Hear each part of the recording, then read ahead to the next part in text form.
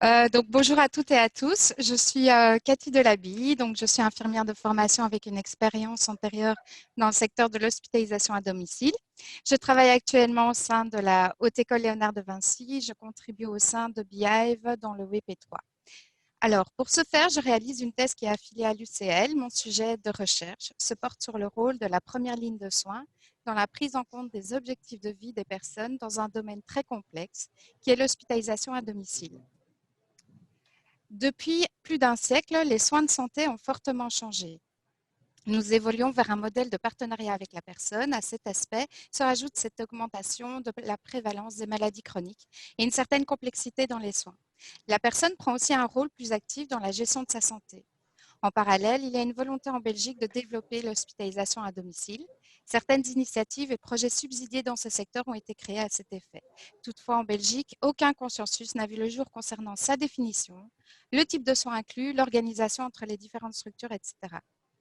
Alors, quels sont dès lors les rôles respectifs d'une équipe spécialisée souvent de l'hôpital et d'une équipe de prestataires de soins de la première ligne de soins dans ce contexte? Comment la personne est-elle impliquée dans ce partage de rôles respectifs? Et surtout, comment concilier la technologie et la technicité nécessaire à la prise en charge de personnes malades et en même temps respecter les objectifs de vie de ces personnes. Et c'est dans le cadre d'un contexte aussi complexe et non défini qu'est l'hospitalisation à domicile. Sous quelles conditions les objectifs de vie peuvent-ils être pris en considération? Dans un premier temps, il s'agira de clarifier les contextes organisationnels complexes de l'HAD afin d'en extraire des typologies. Pour ce faire, il faudra identifier les expériences HAD, qu'elles soient financées ou non.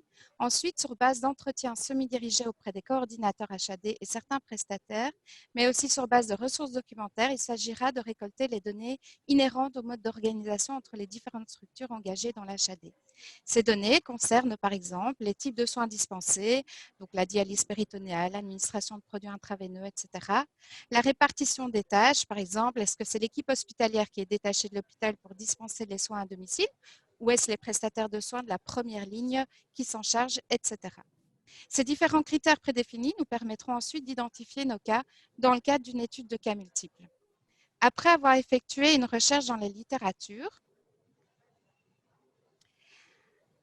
récente sur le concept objectif de vie et soins primaires, soins de première ligne, et après avoir consulté certains coordinateurs, il est vite apparu et de manière redondante que l'auto-soin permettrait à la personne un renforcement de ses objectifs de vie. Par ailleurs, le concept d'auto-soin ici est considéré comme l'entretien, la surveillance et la gestion pour la personne de ses soins techniques complexes de type hospitalier en tout ou en partie. Ne faudrait-il pas dès lors repenser au rôle de la première ligne de soins face à ce type de soins en HAD? Ma question principale de recherche est donc pour qui, pourquoi et comment les prestataires de soins, à travers leur soutien aux autosoins, permettraient-ils de favoriser l'atteinte des objectifs de vie de la personne dans ce contexte? Pour ce faire, il s'agira d'identifier les hypothèses en lien avec une théorie initiale avec l'aide des stakeholders, puis de tester ces hypothèses sur base de cas multiples selon les différents contextes, grâce à des entretiens semi-dirigés auprès des prestataires impliqués dans l'HAD et auprès des personnes pratiquant l'autosoin. Pour finir, la théorie sera reformulée. Pour chaque étape, une publication sera réalisée. Par ailleurs, les entretiens commenceront prochainement. Nous cherchons donc des prestataires de soins et coordinateurs qui sont impliqués dans le secteur de l'hospitalisation à domicile ou alternative à l'hospitalisation. Donc, je vous remercie pour votre attention.